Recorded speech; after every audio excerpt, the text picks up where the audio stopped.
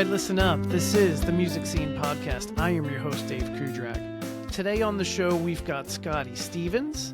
He is local to the South Jersey scene. He's in an original band called Cooper Stomp. They've got 2 albums out they released last year called Tons of Vomit, Volume 1 and Volume 2. And they are currently working on new music that is set to be released probably by the end of this year, 2025. They've got a gig at the Grove in Pittman coming up this weekend, May 10th. It's called Grove Stock. It's like an art and music festival all day, Saturday in Pittman, New Jersey. So highly recommend you guys go check it out. And I want to give just a little bit of a warning. Me and Scotty get into some pretty deep conversation around addiction and recovery. There's a mention or two of suicide. So I just wanted to, throw out that little bit of a trigger warning so you're prepared. But it all has a positive ending, right? Like positive spin on it. So yeah, I just want you guys to be aware in case that's something that you might not want to deal with. But it's all good. It's all positive. I had a great time getting to know Scotty. I did not know him prior to him being on the show. And it was a real privilege to speak with him and learn all about his story. So I highly recommend you guys go check him out. Here's my conversation with Scotty Stevens.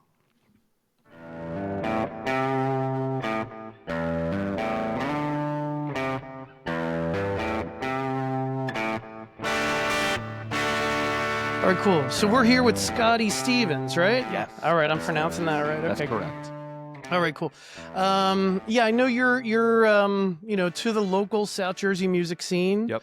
I don't know a whole lot about you. Yeah. We just met for the first time in person today. Yes. So Today is the first day. yeah, man, thank you very much for coming. Well, I thanks for appreciate having you. me. Yeah, that's awesome. Thank you. So tell me a little bit about yourself. Kind of where did you get started with your musical journey and kind of what you're doing now? Like give me the 15-second elevator pitch. Yeah, I'll give you the 15-second elevator. It might be a little longer. I grew up in Deptford, and I've always loved music. Started off on drums at a young age. Okay, cool. But guitar came naturally. My dad played guitar. Nice. And songwriting became my passion, and I have been writing original songs ever since. That's awesome. Have you ever explored like covers, or are you mostly original? Yeah, I mean, if I'm doing an open mic and I feel like I'll play a cover if I enjoy singing it. Okay. But very rarely. I like to keep it original Yep. because that's what I'm most passionate about. Okay, cool. You said your dad played. Was he in any kind of bands or anything back in the day? No, he was a Gloucester City boy, grew up in Gloucester City in the 70s. Mm-hmm. So he just, he played Black Sabbath around the house. Nice. And that my first band was with my dad. Oh, that's cool. And we did an instrumental Black Sabbath cover band. Really? Just instrumental? With me on drums, him on guitar. Mm-hmm. We'd have like family and his friends would come over. Oh, that's I was cool. like 10 and we made like medleys of Black Sabbath songs. Nice. Very cool. So I guess your dad is a big Sabbath fan. Huge Sabbath fan. And at the time I thought we were going to go on tour. I had a dream, me and my dad Nice. going on tour. That's awesome. I love that. Yeah, my dad was a big Sabbath fan too. His favorite band of all time is Led Zeppelin though. So Okay. So when I started playing guitar when I was like 14, like seriously playing guitar, and he'd be at work and I would learn like all these like Led Zeppelin riffs, not the whole song, but just like the riff. And I'd be like, Dad, check out what I learned, Yep.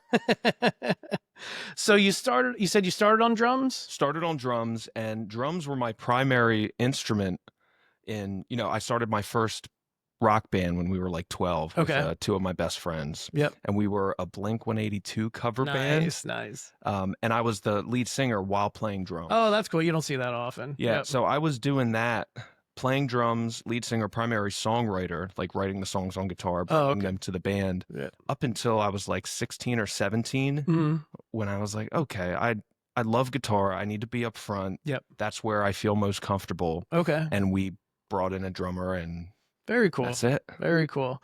So, so 16, 17, you kind of moved to the guitar then. Yeah, in a live setting. Okay. Definitely. I was always playing and writing guitar more than anything. Okay. But I was in like the marching band. I played snare. I was a drummer in the jazz band. Oh, cool. Denver High. Yep. Nice. So then after that, like Blink-182 type band, where'd you go after that? So we were a Blink-182 cover band from like, I guess, maybe 11 to 13, and we would sprinkle in originals, but the girls in school, you know, Blink-182 was huge at that time, and we'd play like 13th birthday parties, and we'd show up and we'd just play Blink-182. Nice. That was for fun, but the originals came shortly after. Oh, okay, I see. It just pretty much became strictly original at that point. Nice. And did you, as an original band then, did you guys play out anywhere, or was it like house parties or whatever? Yeah, we played house parties. You know, we started gigging in bars too at a young age. Really? Dad had some connections. Oh, nice. Yeah, playing bars, and then as we got older in our teenage years, we were playing like the Trocadero, Necktie, really? that type of stuff. Yeah, that's all. What's the name of that band? That was, we had a couple different names. Big Twig. Okay. We were Big Twig for a long time. Yep.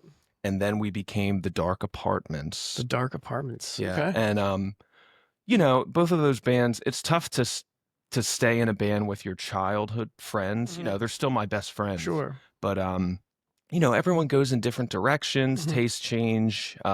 So currently Cooper Stomp I just brought in two guys who are a full band now. Okay. All right. Two guys I've never played original music with okay. before. Cool. So who's all in that band? Give me the lineup. So we have Ian Kelly, and he's the man. He's playing bass. He's in a popular hardcore band called Plead the Widow's Cause. Okay. You should check them out. I will. Really good. I'm a metal guy, so yeah. It's really good. It's Christian metal. It's killer. Post-hardcore, I guess you would describe it as. Right. And then our drummer is Nate White.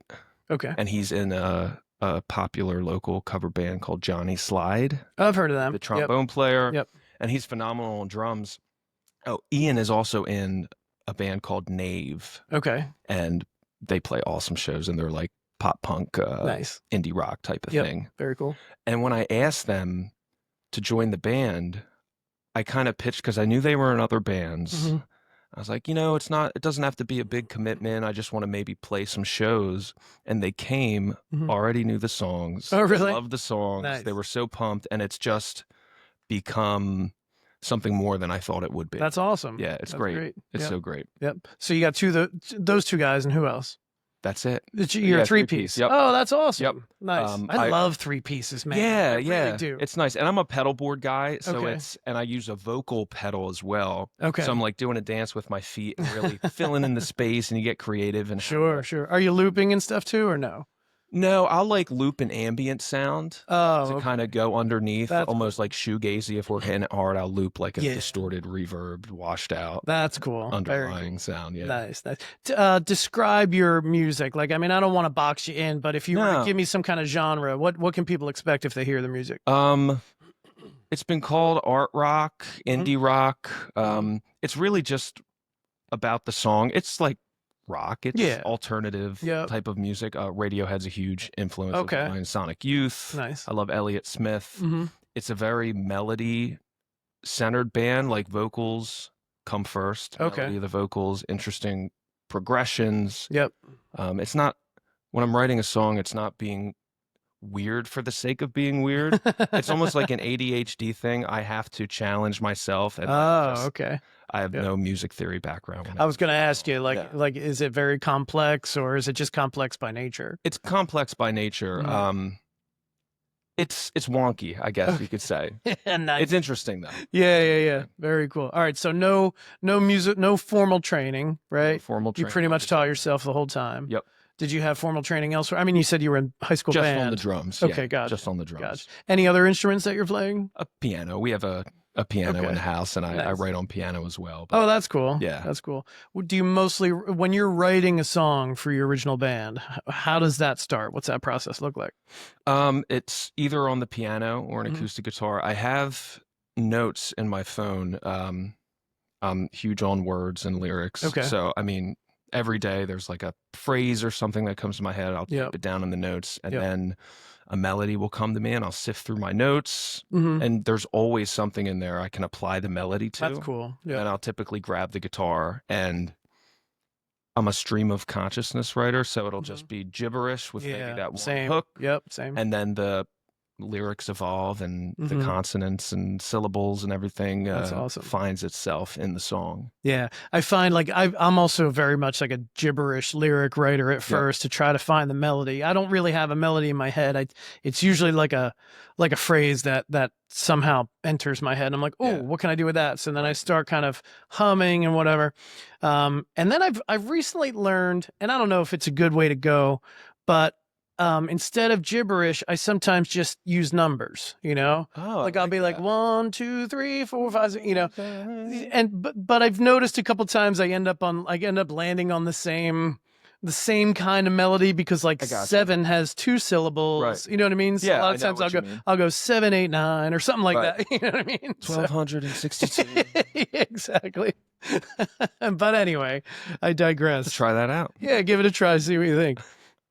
Let's see. But there is a benefit to the gibberish stuff because I've come up with a couple things, and you probably have too, where you're just like, you know, gonna go find my shoe or like whatever, and then something cool kind of comes out, and you're like, wait, where's that going? You know, always, you explore that, right? Yeah. And I enjoy making up words. Oh, really? Phrases like that don't exist. I like to. I put out 2 albums last year, Tons of Vomit, Volume 1 and 2. Okay. And that was all solo stuff. I recorded in the house. Oh, you did? It's very much a DIY type of situation there.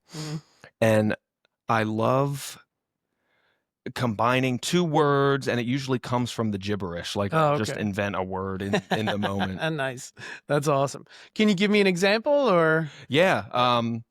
So I created a phrase called Phantom Doom Array. Okay. It's hyphenated, Phantom Doom Array. Nice. And it came out of gibberish. I see that on a t-shirt, man. Yes, that's on Tons of Vomit Volume 2. Okay. And I just extracted it from the gibberish, and I was like, how can I make this make sense? Right. Phantom is like a ghost like figure. Yeah. Doom. Doom is Doom. Is. And an array is like an endless list of numbers. Sure. It's a mathematical word, I think. I'm great with math. I was like, okay, so we can apply that to, you know, depression or anxiety when you're thinking of endless outcomes that are all horrible in your life that don't exist like a phantom and still be severely affected by them as if they're happening. That's amazing. Right in the moment. Yeah. So that's an example of like a term that came out of gibberish. Now, is that the name of a song on the album? It is. Okay. That's the name of the song. So we'll look for that one. Yeah. I think it's track 2 on Tons of Vomit Volume 2. Volume 2. Okay, cool. When we first connected, and it was months ago because the schedule's crazy, I did listen to both of those albums, and they're very cool. They are a little bit unique, you know, for sure. Unique, yeah. So I would definitely encourage my listeners to go check it out. It's great. And I was going to ask you where you recorded it because it all sounds very professional. So you said you recorded that at home. So job well done, brother. Thank you. It's funny because I recorded all those songs on my own. I play the drums, and my buddy Anthony, he jumped in with bass. He wrote one of the songs on there. He plays saxophone. Nice. And I've been hoarding them for the last couple years because I was unconfident in the sound of them because I don't know what I'm doing in the studio, in my studio. I'm just guessing. Yep. We're our own worst critics, and it's tough to release music. Absolutely. And it was my girlfriend, Erin, and my good friend Steve LaCastro from the Texas Legs. Okay, I've heard. I may have met him once or twice. Yeah, I know his name. He's a great guy. Yeah, amazing. And they were like, "You got to release them. They sound so good." And I just couldn't do it. And I released them. And listening back, it's not. You know, I don't know how well they would sit on a playlist with professional, like a Green Day song or a Radiohead song, like when it comes to production. Yeah, right. But for what they are, the sound quality, it's a little lo-fi, but it gets the job done. You can crank it, and the bass bumps, and it's all done right in the living room. You know, it's interesting you say that. It just came up. A thought just popped in my head. I recently interviewed my first Grammy winner. His name's Randy Coors. He's down in Nashville. He owns a recording studio down there.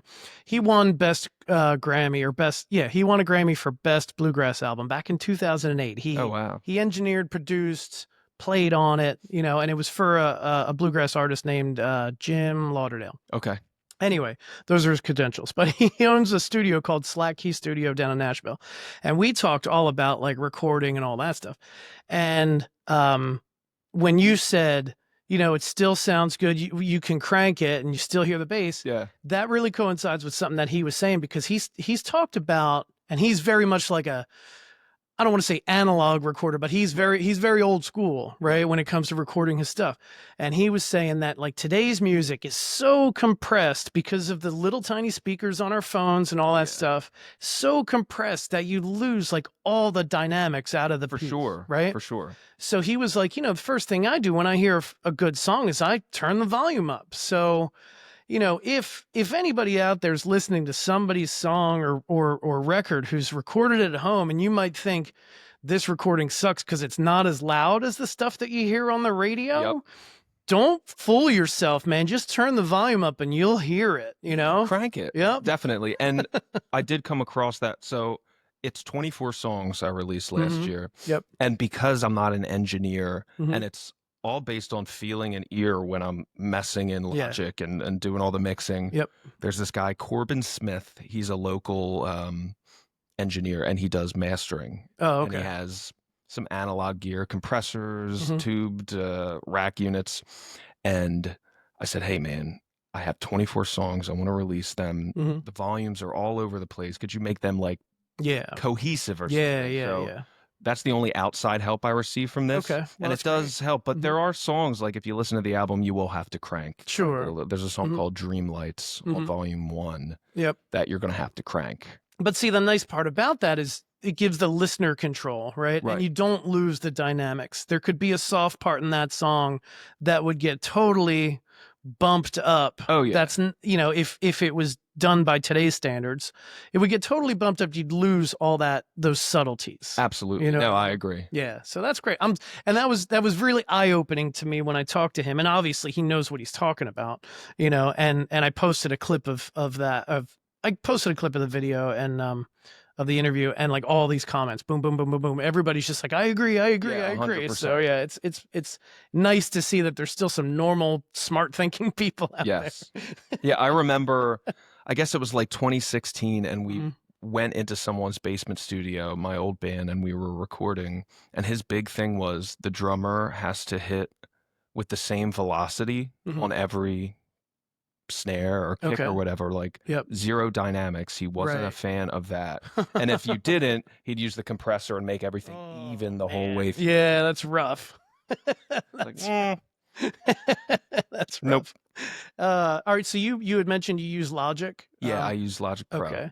I'm still in my garage band phase. Okay. You know? I mean, you know, it gets the job done. Yeah, it does. I've got like maybe 4 or 5 songs released, and yeah, they're not great, but they're good enough for me. They get the job. You know, the production of them, it gets the job done. Well, you know, you think of a band like Joy Division. Their production isn't, I mean, that great. The volumes, it can be really thin, but if the song's good, I really don't think it matters. It doesn't. You're absolutely right. Yeah. It doesn't matter. It really just boils down to the song. Because if somebody's going to take the time to listen to that song because they like the song, not just because of how it sounds, they're going to remember that song. They're going to listen to it over and over. For sure. You know. Awesome. Okay, so tell me about kind of, you know, this podcast is called The Music Scene, right? So obviously we're talking to different artists and all this stuff, but I want to get a feel for the types of gigs you might play as an original band. I've had quite a few original artists in here, but I wonder like, where are the places that you're playing being an original? I mean, I'm a solo acoustic cover guy, so I play like all over the bars and breweries and wineries and all that stuff.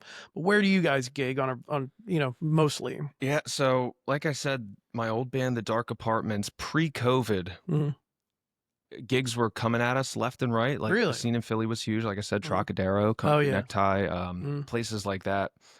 But post-COVID, and just starting Cooper Stomp, you know, bringing in a band, they just joined in last December. Okay. So our first gig is May 10th at Grovestock in Pittman. Okay. It's like a music and arts fest. Yep. We're closing at 5:30. Okay. But the type of shows we want to play are those basement shows, those clubs in Philly. Yeah. Where it's about the original music. It's fairly easy, I think, to get like a cover band type of gig because you can play anywhere. Anyone will love it. At least one person will hear a song they know. At least. I think it's harder to secure solid original. It is. It definitely is. There is a group of musicians in the area. I mean, I don't know if you've heard of them yet, but I've had most all of them on the podcast already. Michael Songs, Chuck M, Shay Arthur, Brian Westerbrook. These guys are all kind of banding together to try to establish an original music scene here in South Jersey. Andrew Moore as well. He's also a cover guy, but he recently hosted a writers round in Maple Shade. Oh, that's awesome. That's similar to what you would see in Nashville. Yeah. So, I mean, just food for thought. If you see those guys on Instagram or Facebook or something, hit them up. Yeah, I'll have to down and follow him. Shay Arthur, him and Michael Songs, and then Chuck Run Sound. They host it's called the Original Artist Circuit. I think it's the first Thursday of every month. The schedule might be changing, but anyway, it's like once a month at Double Nickel Brewing in Pennsauken. Okay. So reach out to him. Yeah, I'm going to check that. Yeah, I can even connect you to him or whatever. You can, Sweet.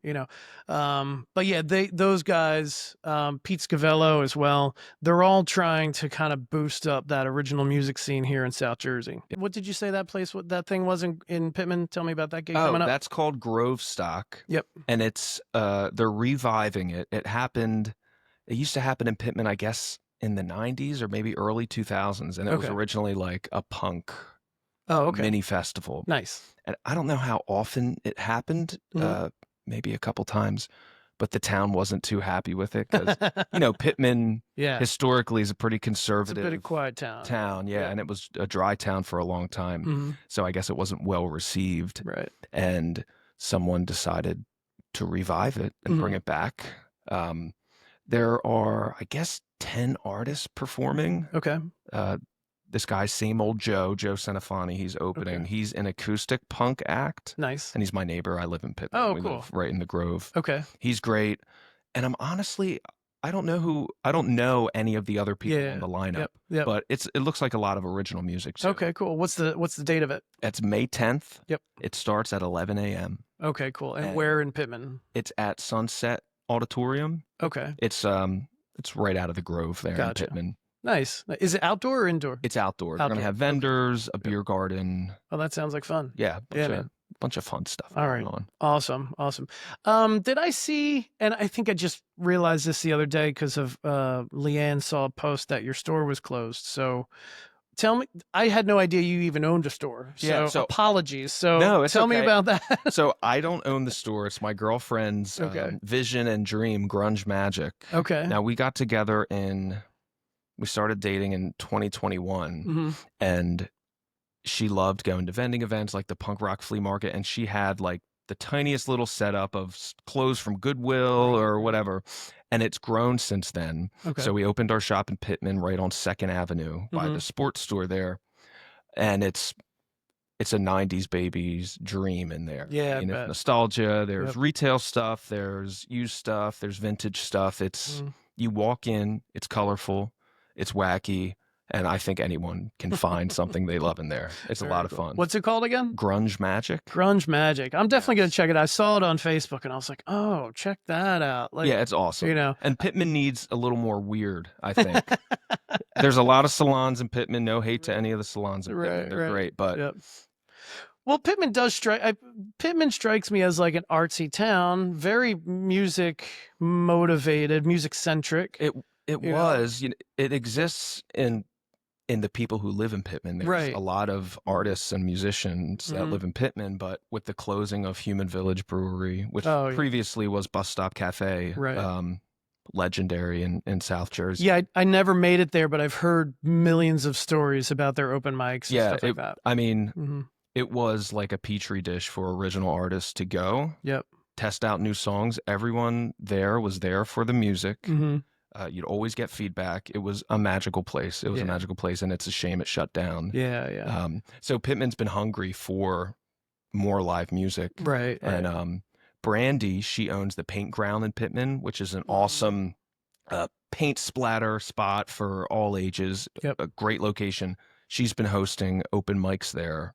Okay. With Fran Carrazzo, who Fran. Yeah, I know Fran. Fran is he's also a legend in my eyes. I love Fran. Yep. I saw him last night actually. I was playing a gig at Valley Brook Country Club at Riley's Pub. Oh, okay. And I guess there was a wedding next door in their banquet room, and he walked out in the hallway. I guess he might have been working it or something. And he was like, "Hey." Oh, that's awesome. Yeah. Fran's such a good dude. I love Fran. Yeah. One of my best friends. I met him I think last year for the first time. I did the Busker Fest down in Pittman. Oh, okay. Yeah. Yeah, and I know he organizes that and stuff. So yeah, he's heavily involved in the Pittman music scene and trying to bring music back to Pittman. Yeah. It's interesting because you know, when I'm out and about gigging or whatever, whenever I meet somebody who's from Pittman, who like happens to be in the audience or whatever, and they're like, you know, hey, you know, where do you play, blah, blah, and I'll, you know, we're talking, where are you from, Pittman? It's like those folks that I meet from Pittman, and it's been more than like one or two. Anytime I meet somebody from Pittman, they're always like some of my most loyal like fan base. You know what I mean? They're always liking and sharing all my stuff on, and then whenever I'm in the area, they come to my gigs. It's awesome. I don't know what it is about Pittman or, you know, what it attracts a certain type of person, but same. I mean, no one's been more supportive and pushed me to release music and to, you know, do it and start a band more than the people in Pittman. Yeah. You know, they're my biggest fans and I love them all. It's great. It's awesome. Best. I love it. I brought something for you, actually. Oh, you did? I brought a Cooper Stomp sticker for you. Oh, check that out. I love that. We will be giving out let me see. At the May 10th show. And now it's based That's sweet. So I'm in recovery. Oh, you recovery is a huge part of my life. All right. I got clean and sober in 2017. From what, if you don't mind me asking? Alcohol, benzos, opiates, all of them. Wow. Ultimately, alcohol became my drug of choice because I was a horrible addict. I had no hustle in me. And alcohol is legal and you can get it at the store. Yeah. My dad was an alcoholic. Yeah. Yep. So that's what eventually brought me to my knees. But this sticker is based on the original Bayer brand heroin. Oh, wow. Look at that. Yeah. Yep. When you can get that heroin right from the doctor. That's great. Yep. Thank you so much. Of course. I saw this on Facebook. I think I saw this sticker. Yes. That was cool. So how many years have you been sober now? I just celebrated 7 years. Dude, November awesome. 1st. Congratulations. I love that. Yeah. It's, you know, something I isn't talked about a lot in music is how getting clean or sober, whatever you want to call it, affects the creative process. And a lot of musicians, you know, struggle getting clean because they think it's going to interrupt their creative process or whatever it is. And in my experience, what I found is the longer I stay clean, the more reliable I am and the more creative I am. And, you know, I have a little more determination and follow through when it comes to writing and recording and doing all of this stuff. Yep. You find yourself more focused, I guess. And yeah. Well, there's not a monkey on my back. And it's more of a spiritual thing for me. Writing music now. Yep. It makes it a lot more special. Now you can get as personal as you want, or if you don't want to answer any of the stuff, just tell me. It's fine. We can edit it out. But so kind of take me through a little bit of that journey, however much you want to, right? Like, when did you first kind of think that you may have had a problem? I knew I had a problem in my early teens. There was a situation, a local guy in town, musician, who worked at a music store locally, who took me and my friends under his wing. We were 13. Yep. And, you know, encouraged us and really was giving us drugs, hard drugs at a young age, cocaine, Percocet, whatever we wanted, and paying for it. And then eventually, you know, it came out, this guy who like tricked our families into believing he was a mentor for us. It came out that he was giving us drugs. So that was cut off. Sure. And at that age, I was like 14 or 15. All of a sudden I'm going through withdrawals because I no longer have, you know, free substances. So at that time I knew what was going on. And I went to a certain type of meeting. I'm not going to say what they're called. I went to that meeting. It all made sense to me. I was 16 or 17 at my first one of those. And I knew it, but I wasn't ready. It's tough getting clean or admitting that you're an addict or an alcoholic, whatever. To me, it's all the same thing. when you're young, because you can convince yourself it's a phase. Oh yeah, I'll grow out of it. Yeah, and there are different levels to it, Mm-hmm. and just because you're not homeless on the street shooting dope or whatever doesn't mean that you don't have a problem. Right, sure. It's what happens on the inside. Are your relationships affected? Yes, you go to work every day, but what's your relationship like with your partner? Or, how do you feel on the inside? Are you waking up wanting to kill yourself? That kind of stuff. Sure. So it took me a long journey to finally surrender and do it for real. And I got clean when I was 23. Okay. I'm 30 now. Yeah. So roughly 13, 14 to 23. So you're looking at 10 years, right? Was there a bottom that eventually woke you up and said, all right, I got to change my life? Or there were multiple bottoms. So my addiction always led me to suicide. Okay. And the last time around when I got clean, Halloween night, 2017 was my last night using. It was, spiritually and emotionally the lowest I've ever been. But I've been arrested, DUIs, all that stuff. Yeah. It's the internal stuff that really brought me to my knees. And then what helped you ultimately get clean? I mean, did you go into like a rehab or anything like that? Or this time around when I stayed clean, no, I kicked at home. Okay. But in the past, I've been to rehabs. Sure. I spent 110 days in Florida in a rehab. Okay. I would have put $1 million that when I got out of rehab, I was going to stay clean. Right. That's the thing. How long did it take you to fall off the wagon after? It was Florida? A couple days. I got a new girlfriend, fresh out. And on our first date, I was like, oh, yeah, I just got out of treatment and I'm going to drink. Like I relapsed on our first date, which is horrible. But that's just how sneaky addiction. Oh yeah, you can know something. Knowing something isn't enough. Sure. Internalizing it and keeping it at the forefront is hard, which is why I work a certain program in my life that I'm heavily involved in. Okay, good. My day job is in addiction. Oh, nice. I'm a data and research specialist at Rowan School of Medicine. Oh, okay. And I work on grants that study addiction and the effectiveness of different treatment pathways. Wow. Okay. Very cool. Was there something different in like, I don't know how to phrase it. What was different this time around? Like, why did you stay clean? Was there anything different, or is it just you'd had enough? It's a lot of things. Some people admit they have a problem and they can get clean without a program. They just had enough. Sure. You want to call it willpower, whatever you want to call it. Everyone's sick to a different degree. Yeah, agreed. Some sicker than others. And because I've had experience with recovery programs at such a young age, I was introduced to the idea of abstinence and that if you work a program, you can change your life. Right. All of those years of being introduced to that and giving it a shot, it all just came to that. I did my experimenting. Yeah. I can't replace benzos for alcohol. I can't replace alcohol for weed. I can't just drink on the weekends. Right. Lived experience. I did my experiments and it just didn't work for me. And staying involved in my recovery is what keeps me clean. And other addicts. Yeah. I mean, it's, I know from, somewhat firsthand experience that, it's a day by day process, right? Like Absolutely. A lot of addicts say like, no, you don't stay sober for next week. You stay sober today, right? It's literally one day at a time. Absolutely. You know what I mean? Yep. So yeah, you just got to get through the day, Yeah. And the longer that kind of sounds like it gets grim. easier though. Yeah, it gets sounds easier. Grim. Yeah. Like, just for today. Like you're living minute by minute. And in the beginning it can feel like that. Sure. But for me, every year since I've been clean, I started off at nothing. Yeah. And every year I gain something more in my life, comes together, and I'm able to face tragedy without crumbling. Right. I'm able to excel in my career. I'm able to enrich my spirit with music and follow through and own a house with my girlfriend. It's great. Life is amazing, and I wouldn't trade it for anything. That's fantastic. My recovery is everything to me. That's awesome. Again, congratulations. Oh, thank you. I'm proud of you, brother. Oh, well, thank you. I don't even know you, but I'm proud of you. I'm proud of you. And there's a lot of, a byproduct of that is it's a lot of material to work with in writing. Well, that was gonna be my next kind of question. I mean, Yeah.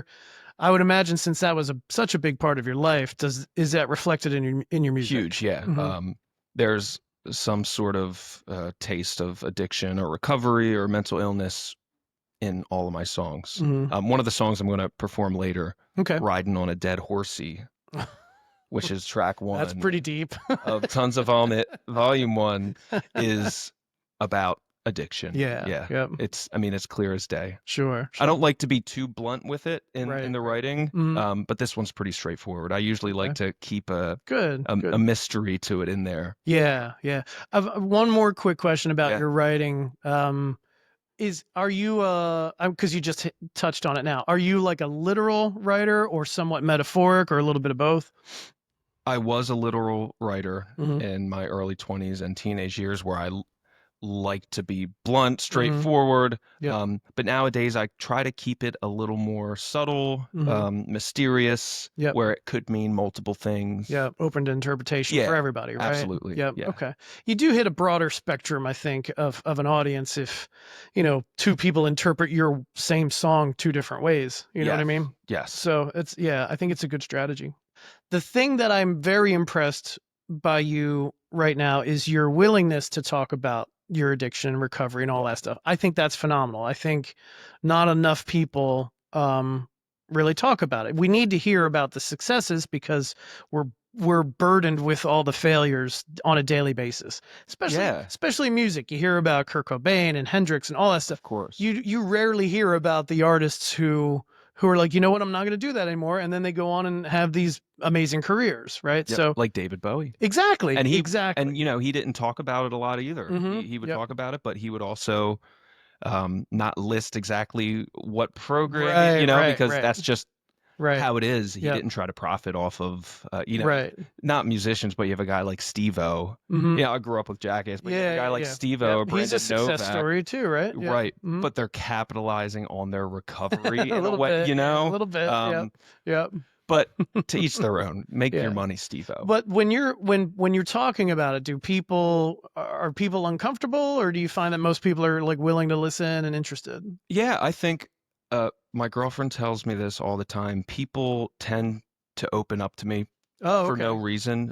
Strangers, if we're at an open mic night or we're playing a show or whatever, they tend to open up to me. Okay. And I've had people who have told me they think they have a problem and they've never told anyone else. I didn't even know the person. Yeah. But yeah, I have no problem opening up about it. Okay. I tend to overshare sometimes. That's just how it is. To me, it was my life and it's normal, and I've I've been through it all. So it doesn't seem shocking to me to share it. Sure. But there are times where I've shared with someone and I could tell they were a little uncomfortable. Got this look of horror in their face. Yeah. And then I have the shame of, why did I just tell them that I crashed my car? You know what I mean? Or whatever. Whatever it was. Yeah. No, that's cool. I get it. All right. So you already mentioned the one song that you're going to play. Yes. What's the other song you're going to play for us? So the Riding on a Dead Horsey, that's out now. Spotify, YouTube, Apple Music. That's track 1. Nice. Tons of Vomit, Volume 1. Yep. And then the second one is a new song that isn't released. It was written this year, and we're going to be performing it at Grove Stock. That one's called Be a Sweetie. Be a Sweetie. Yes. Okay. Cool. Any plans on recording and releasing that anytime soon? We already started recording. Okay, good. Any other songs, or is that the only one for now? Are you working on like a second album? Oh, we have. So the set we're playing at Grove Stock, it's 8 songs, and only 2 of them have been released. Oh, so cool. all the other ones are new, written for this band, or I wrote them within the last year. Gotcha. Yeah. Yep. And what's the timeline for hearing that stuff? Like, I'd say by the end of this year. Oh, okay, cool. So recording and eventually released by the end of the year. We're a new band, so we have to learn how to play with each other. Oh, yeah. That chemistry, which is coming along. We practice once a week. Figure out what these songs are going to be, because I've written them on an acoustic guitar or piano. Now bringing them to a 3-piece, everyone has different influences and styles. What they're going to sound like, getting comfortable, and then recording. Yeah. And I imagine each band member is going to bring something a little bit different to that song. Yeah, already. I mean, Ian and Nate, they're amazing. They're great to play with. We all have very different influences. And the songs, even the songs that are already released, playing them live, they've taken on a life of their own. Oh, that's cool. Things seem to be a little heavier, which I love. Yeah. Sonic Youthy, a little dirtier, which I'm excited about. Cool. And Grovestock, I think the band's playing, we're going to be the loudest for sure. Okay, good. The loudest. Good. I love that. You mentioned some of your influences. Any other ones that you wanted to mention? Yeah. Like I said, Radiohead, Elliott Smith, Sonic Youth. I loved Anthony Green. I don't know if you know Anthony. No. He was in a band called Seosin in like the late 2000s at a band Circus Survive. I love Anthony Green, huge influence of mine. Queens of the Stone Age. I love Queens of the Stone Age. Yeah, they're great. Josh Homme is, I get a lot of inspiration from that Queens of the Stone Age album, Era Vulgaris. Okay. I think it's 2007. Yep. He called it robot rock.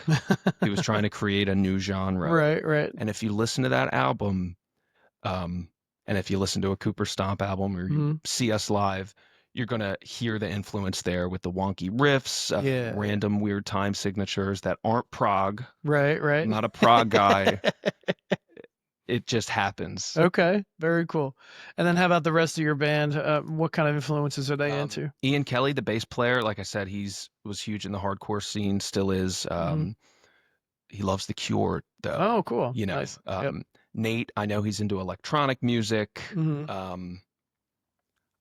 Honestly, I'll have to ask Nate. We all grew up in the pop punk hardcore South Jersey scene. Okay. So we all come from that background. Yep. But we all went in different directions. Sure. Yep, that's cool. You mentioned that you had never played with them before. So how did you guys come together then? So I've played shows with Nate because I'm also the drummer of the Texas Legs and Fran's band. Oh, you are? Yes. Oh, I didn't realize. Okay. I've been playing with them for a little over 4 years now. Okay, cool. And Ian Kelly lives in Pittman, and he was a friend of Erin's, my girlfriend. Gotcha. And I knew the band Nave he was in before I even met him. Yep. They're awesome. I don't personally know them, but I've listened to them. Okay. Yep. And I just respect them both, and I reached out to them. Okay.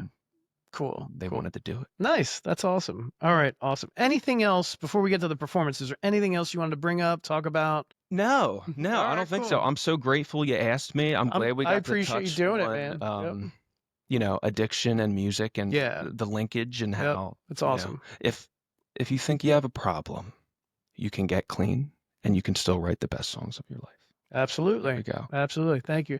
Thank you so much for being on the podcast. I appreciate it. Thanks for having me. Yeah, you're welcome. Sweet. Hi, this is Scotty Stevens of Cooper Stomp. This song is called Riding on a Dead Horsey. It's track 1 on our album Tons of Vomit, Volume 1.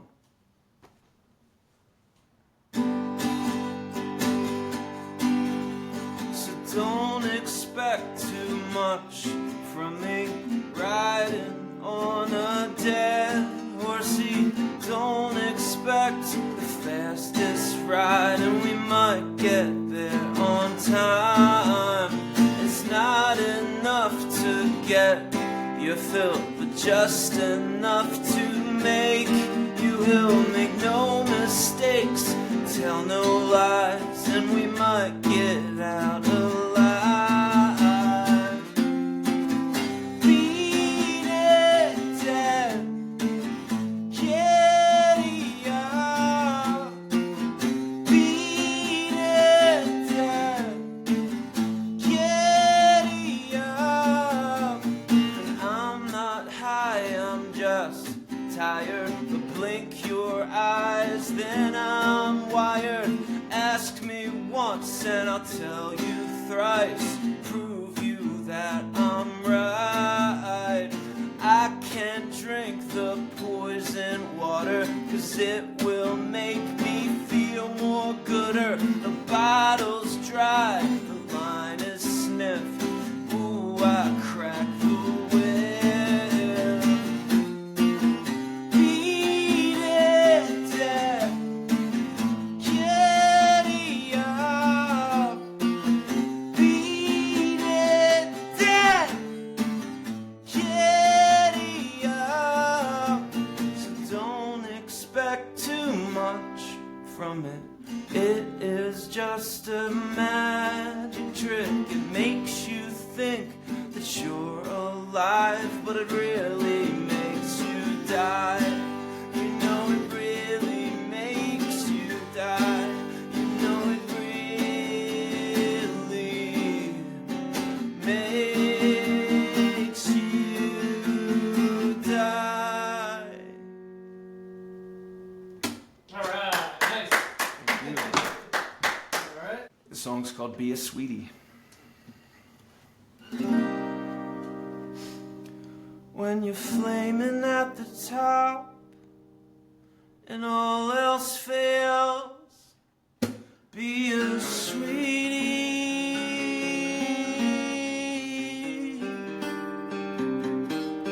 There's a stampede in your head, guts pouring out like an avalanche. Be a sweetie.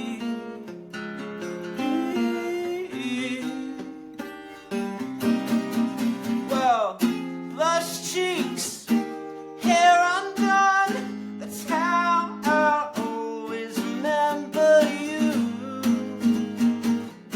Hang on, it's so near, heaven is coming here.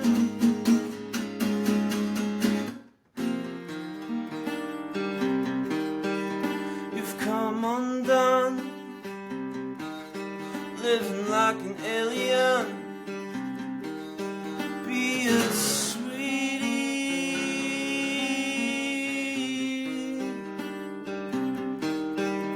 You've messed it all up, thrown it all out, sent us all straight to hell. Be a sweetie.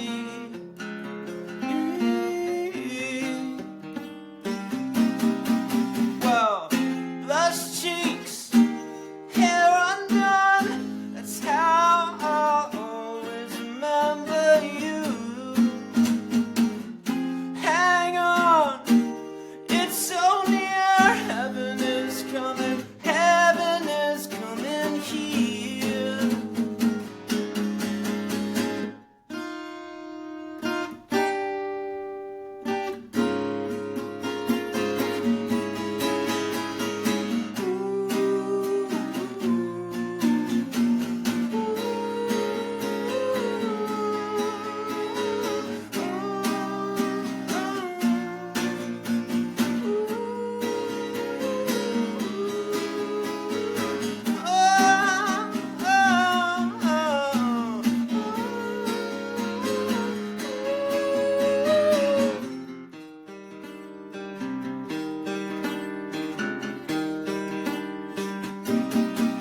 Well, blush cheeks, hair undone, that's how I'll always remember you. Hang on, it's so near, heaven is coming here. Hang on, it's so near, heaven is coming here. All right, nice. Thank you very much. Yeah, man. Thank Very you, nice. thank you.